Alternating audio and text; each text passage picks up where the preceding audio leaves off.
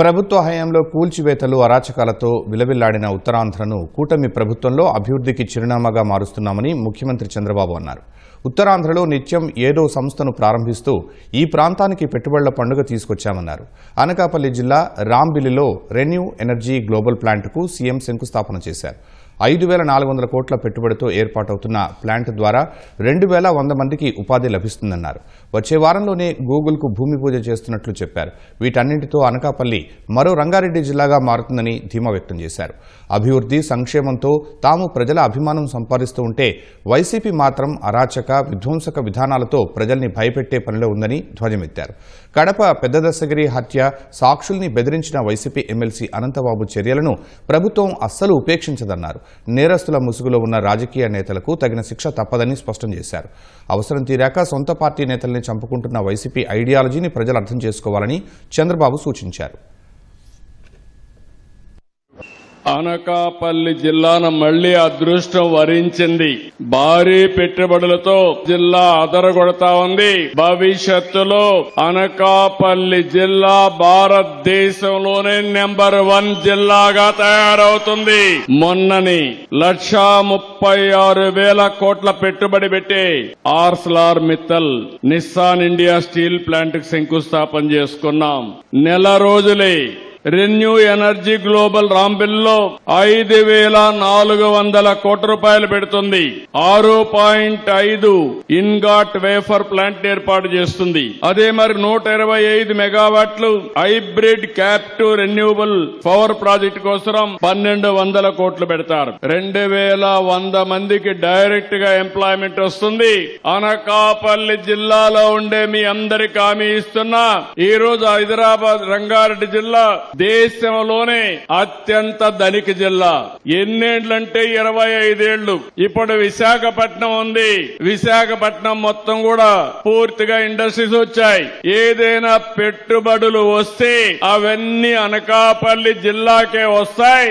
ఇది మరో రంగారెడ్డి జిల్లాగా తయారు చేసే బాధ్యత నాదని మీ అందరికి హామీ ఇస్తున్నాం. ఈ రోజు ఎక్కడికక్కడ వాహనాలన్నీ కూడా ఎలక్ట్రికల్ వాహనాలు రావాలని, దీనివల్ల పొల్యూషన్ కంట్రోల్ అవుతుంది. తొందరలోనే ఏపీఎస్ఆర్టీసీ 1,050 బస్సులు ఈవీ వెహికల్స్ తీసుకొస్తున్నాం. 1000 పైన ఛార్జింగ్ స్టేషన్లు పెట్టాం. ఇంకో తొందరలో 444 వస్తాయి. రాబోయే 3 సంవత్సరాల్లో 5,000 ఛార్జింగ్ స్టేషన్లు వచ్చి మొత్తం రాబోయే రోజుల్లో అన్ని ఆర్టీసీ బస్సులన్నీ కూడా ఎలక్ట్రికల్ బస్సులే వస్తాయి. మీరందరూ సహకరిస్తే ఆర్టీసీ బస్సులన్నీ కూడా ఏసీ బస్సులు పెట్టి పేదవాళ్లు కూడా తిరగడానికి ప్రయాణ సౌకర్యం కల్పిస్తాం. 2024 మీరేసిన ఒక్క ఓటుతో మీ రాత మారిందా లేదా అని మిమ్మల్ని అడుగుతున్నా.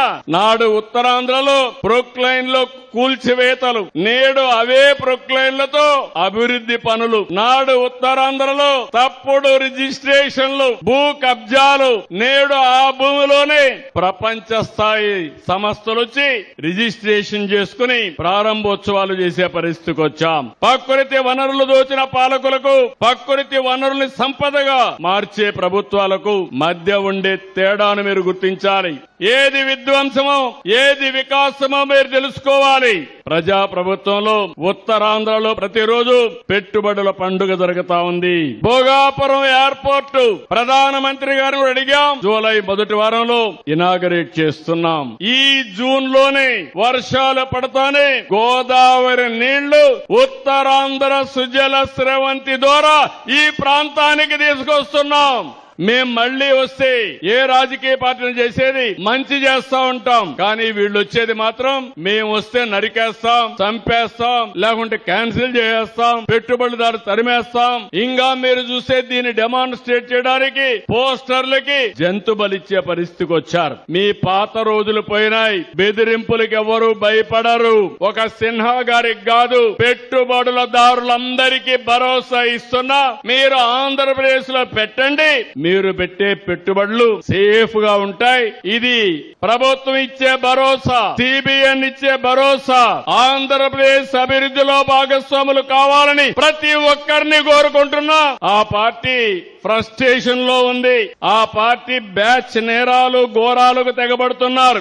అసెంబ్లీకి రారు, బయట వస్తే అరాచకాలు చేస్తారు. నిన్నే కడపలో దస్తగిరి అనే వ్యక్తిని చంపేశారు. వివేక హత్య తరహాలో మోసం చేయాలనుకున్నారు. డబ్బు కోసం సొంత పార్టీ నేతలను సైతం కడతీర్చే కిల్లర పార్టీ ఆ పార్టీ. వాళ్లే చంపుతారు, వాళ్లే పరామర్శిస్తారు, అపోజిషన్ పైన నేరం పెడతారు, వాళ్లే న్యాయం చేయాలని డిమాండ్ చేస్తారు. వీళ్ళ మేనమామ ఉన్నాడు, వాళ్ళ మేనమామ శిష్యుడు ఒకడున్నాడు. వీళ్ళందరూ కలిసి దొంగ వ్యాపారాలు చేసి, అవినీతి వ్యాపారాలు చేసి ఆస్తుల పంపకంలో అతన్ని చంపేసే పరిస్థితి వస్తారు. ఇది ఒకటి కాదు, ఇలాంటి చాలా జరుగుతున్నాయి. ఒక ఎమ్మెల్సీ దళిత డ్రైవర్ ని అతి ఘోరంగా చంపి ఆ డెడ్ బాడీ తీసుకుని డోర్ డెలివరీ ఇచ్చే పరిస్థితికి వచ్చారు ఆ రోజుల్లో.